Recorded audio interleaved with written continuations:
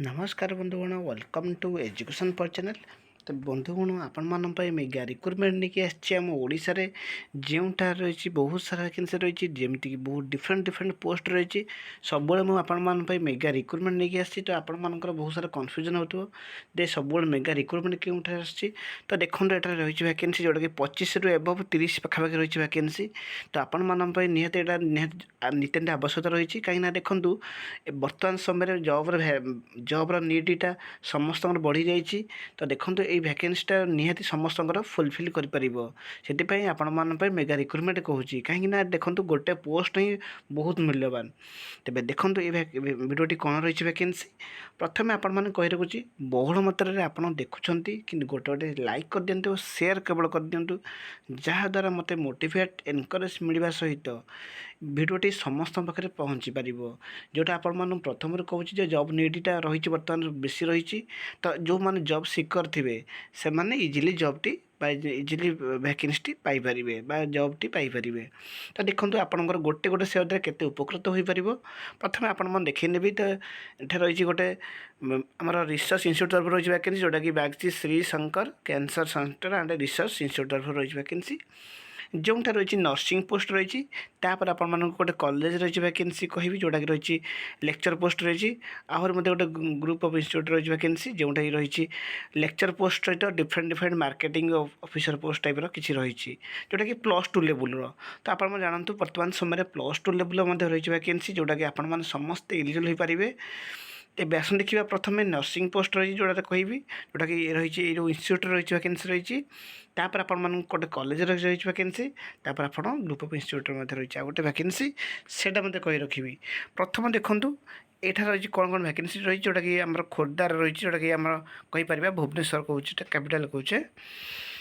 प्रथम देखो रही वैकेंसी सीनियर स्टाफ नर्स यहाँ भलसे देखो यहाँ फुल टाइम रोचे।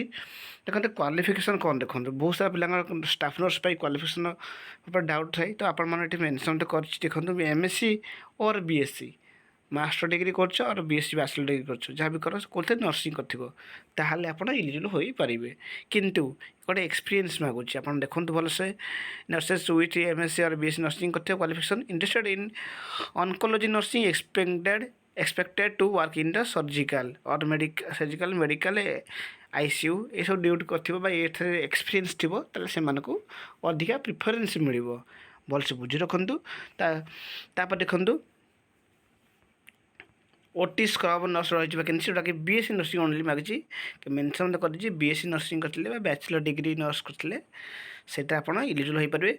जोटा रही 6टी पोस्ट रही कोटा OT स्क्रब नर्स आउला स्टाफ नर्स देखो सीनियर स्टाफ नर्स 10टी पोस्ट रही। छाड़ी यार मतलब मागिची एक्सपीरियंस मागी 3 ରୁ 5 इयर्स एक्सपीरियंस मागुची आपने भलसे देखिपे। तेज आस देखा आर बेस लेट करवा नहीं जेहतु भिडियोटी बेस लंग हो मुझे चाहूनी आप टाइम बहुत वेस्ट हो जाऊ। तो देखो यहाँ बहुत मूल्यवान हम कहीं देखो वैकेंसीटा इजिली समस्त पाइपर आपंकर गोटे गोटे सेयार द्वारा आपने बहुत मत देखुं कि गोटे सेयार कर दिंतु आ लाइक गोटे करूँ केवल मत मोटिवेट मिल आउ एनकरेज मिल मुझे आपण न्यू न्यू अपडेट आउ इनफर्मेशन सबुदिन आनीपारि। तो देखो आप्लाय प्रोसेस सेमती किसी ना आपण भलसे देखी नियंतु।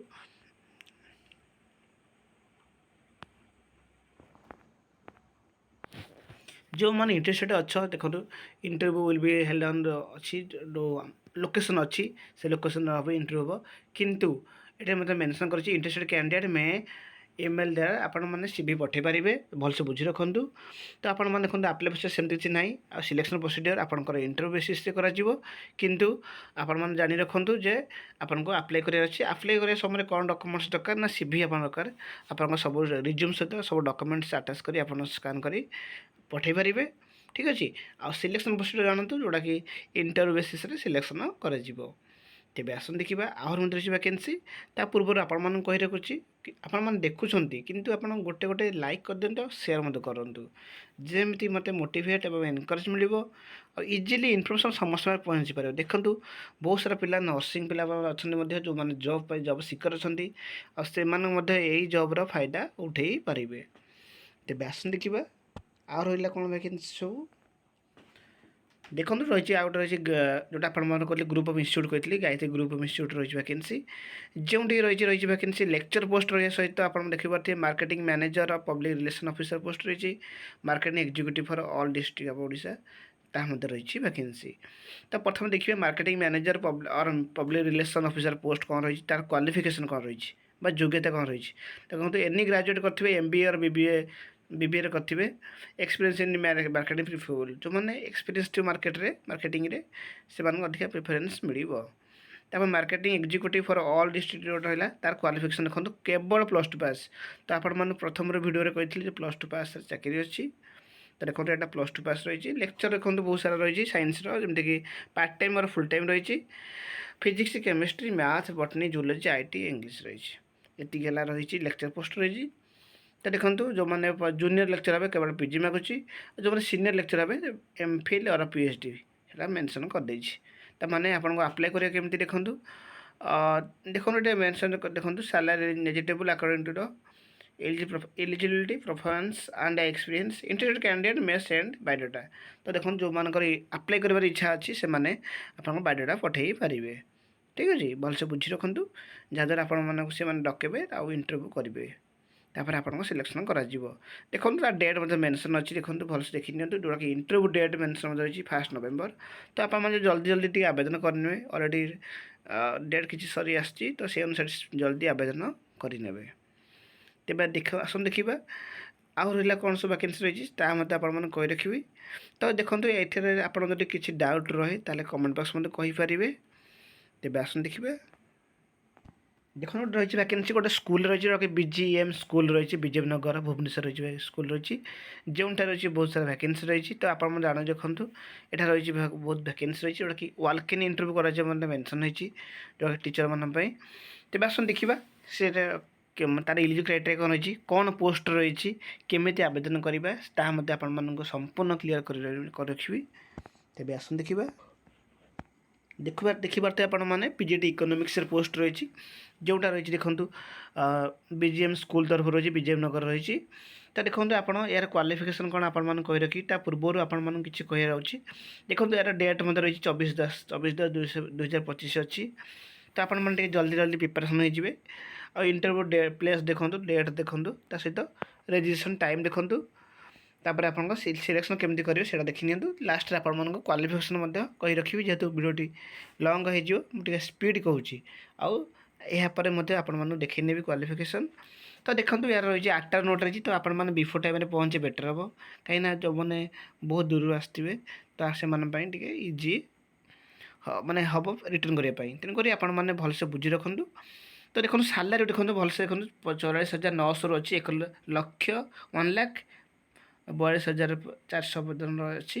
ତ ଆପଣ ଜାଣି ରଖିବା ଉଚିତ ଯେ ଦେଖନ୍ତୁ କେତେ ହାଇ ସାଲାରୀ ରହିଛି ଆଗକୁ ବହୁଳ ଭାବରେ ସେୟାର କରିନିଅନ୍ତୁ। ଦେଖନ୍ତୁ ସିଲେକ୍ସନ୍ ପ୍ରୋସିଡ଼ିଓର କ'ଣ ଆପଣମାନଙ୍କୁ କହି ରଖୁଛି ଆଗୁଆ ଯେହେତୁ ମୁଁ ଯୋଗ୍ୟତାର କହିନାହିଁ ବାକି ମୁଁ ଜଲ୍ଦି କହିଦେବି ଯୋଗ୍ୟତା କହିବି ଆପରେ କହିବି। ତା ପୂର୍ବରୁ ସିଲେକ୍ସନ୍ ପ୍ରୋସିଡ଼ିଓର ଦେଖନ୍ତୁ ଟିଚିଂ ଟେଷ୍ଟ କରାଯିବ ବା ଡେମୋ କ୍ଲାସ୍ ନିଆଯିବ ତାପରେ ଆପଣଙ୍କ ଇଣ୍ଟରଭ୍ୟୁ କରାଯିବ। ତ ସେଇ ଅନୁସାରେ ସେମାନେ ସିଲେକ୍ସନ୍ କରିବେ। ତେବେ ଆସନ୍ତୁ ଦେଖିବା ଏହାର କ୍ୱାଲିଫିକେସନ୍ କ'ଣ ରହିବ ଆଉ ଯଦି କିଛି ଡାଉଟ୍ ହୁଏ ତାହେଲେ କମେଣ୍ଟ ବକ୍ସ ମଧ୍ୟ କହିପାରିବେ। ଦେଖନ୍ତୁ PGT ପୋଷ୍ଟ ରହିଛି ମାଷ୍ଟର ଡିଗ୍ରୀ କରିଥିବେ ଇନ୍ ଇକୋନୋମିକ୍ସ କରିଥିବେ ଅର୍ 2 year integrated post graduate MSc course economics କରିଥିବେ ସେମାନେ ଏଲିଜିବଲ୍ ହୋଇପାରିବେ। ତା ସହିତ ଆପଣଙ୍କର BEd ରହିଥିବା ଆବଶ୍ୟକତା ରହିଛି ଏବଂ proficiency in teaching in English medium ସେମାନଙ୍କୁ ଅଧିକ ମାନେ ଇମ୍ପୋର୍ଟାନ୍ସ ଦିଆଯିବ। ତ ସେ ଅନୁସାରେ ଆପଣମାନେ ପ୍ରିପାରେସନ୍ ହେଇକି ଯିବେ ଇଣ୍ଟରଭ୍ୟୁ ପାଇଁ। ତାପରେ ଆପଣଙ୍କର ଯଦି କିଛି ଡାଉଟ୍ ହୁଏ ତାହେଲେ କମେଣ୍ଟ ବକ୍ସ ମଧ୍ୟ କହିପାରିବେ। ଏବେ ଆସନ୍ତୁ ଦେଖିବା ଆପ୍ଲାଏ ପ୍ରୋସେସ୍ କ'ଣ ରହିବ ଏହାର। ଦେଖନ୍ତୁ ଆପ୍ଲାଏ ପ୍ରୋସେସ୍ ଏଠି ମଧ୍ୟ ମେନସନ୍ ଅଛି ଦେଖନ୍ତୁ ଭଲସେ ଦେଖିନିଅନ୍ତୁ ମେନସନ୍ ସ୍କୁଲ ଦେଖନ୍ତୁ ଡେଟ୍ ଅଛି ସେ ଡେଟ୍ ଅନୁସାରେ ଆପଣ କରିବେ ଆପ୍ଲାଏ। ତ candidate having requisite qualification may report for the classroom teaching test or interview ଯେଉଁମାନେ ଇଚ୍ଛା ଅଛି ସେମାନେ ଡାଇରେକ୍ଟ ଆପଣଙ୍କର କ୍ଲାସରୁମ୍ ଟେଷ୍ଟ ଅର୍ ଇଣ୍ଟରଭ୍ୟୁ ସହିତ ଆପଣ ଯୋଗ ଦେଇପାରିବେ। ଠିକ୍ ଅଛି ଯଦି କିଛି ଡାଉଟ୍ ହୁଏ ତାହେଲେ କମେଣ୍ଟ ବକ୍ସ ମଧ୍ୟ କହିପାରିବେ। ଆପଣମାନେ ବହୁଳ ମୋତେ ଦେଖୁଛନ୍ତି କିନ୍ତୁ ଆପଣମାନେ ଲାଇକ୍ କରିଦିଅନ୍ତୁ ସେୟାର କରିଦିଅନ୍ତୁ। ହଁ ଆଉ ଗୋଟେ କଥା ଆପଣମାନଙ୍କ ପାଇଁ ଭୁଲିଗଲି, ଦେଖନ୍ତୁ ଏଇ ଯେଉଁ ଅଛି ଭ୍ୟାକେନ୍ସି ରହିଛି BGM ସ୍କୁଲ ତରଫରୁ ଭ୍ୟାକେନ୍ସି, ତା'ର ଆପ୍ଲିକେସନ୍ ଫର୍ମାଟ୍ ଗୋଟେ ଅଛି ଯେଉଁଟା ଆପଣମାନେ ନିହାତି ଆପଣ ଆବେଦନ କରିବା ସମୟରେ ଆପଣଙ୍କର ଆବଶ୍ୟକତା ପଡ଼ିବ। ତ ସେଇ ଅନୁସାରେ ଆପଣମାନେ ଜଲ୍ଦି ଯିବେ। କିନ୍ତୁ ଇଣ୍ଟରଭ୍ୟୁ ଦେବା ଯିବା ସମୟରେ ଯେଉଁ ଆପ୍ଲିକେସନ୍ ଫର୍ମାଟ୍ ନେବେ, ମୋ ଡେସ୍କ୍ରିପସନ୍ ବକ୍ସରେ ଲିଙ୍କ୍ ଦେବି, ସେ ଲିଙ୍କ୍ କ୍ଲିକ୍ କଲେ ଆପଣ ପାଇଯିବେ। ଆଉ ସେ ଫର୍ମାଟ୍ଟା ମଧ୍ୟ ଆପଣମାନେ ଦେଖି ନେବି, ଦେଖି ରଖନ୍ତୁ। ଦେଖନ୍ତୁ ଏଇଟା ହେଲା ତାହେଲେ ଆପ୍ଲିକେସନ୍ ଫର୍ମାଟ୍ଟା। ଆ ସହିତ ଆପଣଙ୍କର କ୍ୟାରିୟର ସାର୍ଟିଫିକେଟ୍ ସବୁ ନେବେ, PG ପର୍ଯ୍ୟନ୍ତ ଯଦି MPhil PhD ଅଛି ତାହା ମଧ୍ୟ ନେବେ। 10th ପାଖରୁ ସବୁ ମାନେ PG ପର୍ଯ୍ୟନ୍ତ, ଠିକ୍ ଅଛି। ତା ସହିତ ଆପଣଙ୍କର ଓରିଜିନାଲ୍ ନେବେ, ଜେରକ୍ସ କପି ସବୁରୁ ନେବେ। ଆଇଡେଣ୍ଟି ପ୍ରୁଫ୍ ନେବେ, ରେସିଡେନ୍ସ ସାର୍ଟିଫିକେଟ୍ସ ନେବେ, କାଷ୍ଟ ସାର୍ଟିଫିକେଟ୍ସ ନେବେ, ଯଦି ଅଛି କାଷ୍ଟ ଦେଇପାରିବେ, ଠିକ୍ ଅଛି। ଭଲସେ ବୁଝି ରଖନ୍ତୁ। ଏଗୁଡ଼ା ସବୁ ରହିକି ଆପଣମାନେ ଇଣ୍ଟରଭ୍ୟୁ ଦେବେ। ତାପରେ ଇଣ୍ଟରଭ୍ୟୁ ଯଦି ଭଲ ପରଫର୍ମାନ୍ସ କଲେ ତାହେଲେ ଆପଣ ସିଲେକ୍ସନ୍ ହୋଇଯିବେ। ଯଦି କିଛି ଡାଉଟ୍ ହୁଏ ତାହେଲେ କମେଣ୍ଟ ବକ୍ସ ମୋତେ କହିପାରିବେ। ତେବେ ଆସନ୍ତୁ ଆପଣମାନେ ବହୁଳ ମୋତେ ଦେଖୁଛନ୍ତି କିନ୍ତୁ ଗୋଟେ ଲାଇକ୍ କରିଦିଅନ୍ତୁ, ସେୟାର କରିଦିଅନ୍ତୁ। Thank you for this watching.